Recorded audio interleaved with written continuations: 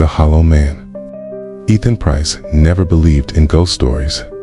As a journalist, he built his career on debunking urban legends, exposing frauds, and proving that every so-called haunting was just a trick of the mind.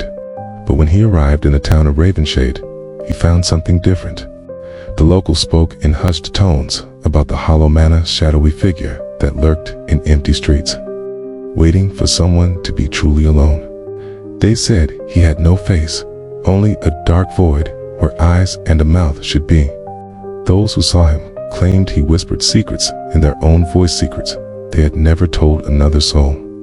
Ethan laughed it off, a town-wide superstition. But for the sake of the article, he decided to test the legend himself. That night, he walked the streets of Ravenshade alone. Midnight air clung to him, thick and unmoving. The town was silent, too silent.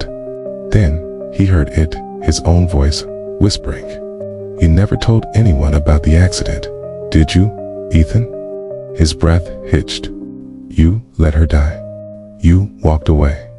You pretended it never happened." The words scraped against his mind, clawing at a memory he had buried years ago. His sister's face, the crash, the fire. Heart pounding, Ethan turned, and there it was, a tall, faceless figure, standing in the dim glow of a street lamp.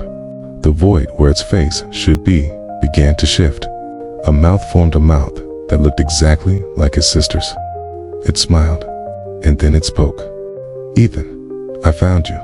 The last thing Ethan saw was his sister's burned, twisted face reaching out for him.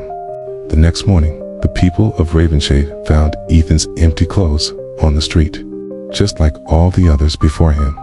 And that night, when the town was quiet again, the Hollow Man whispered someone else's name.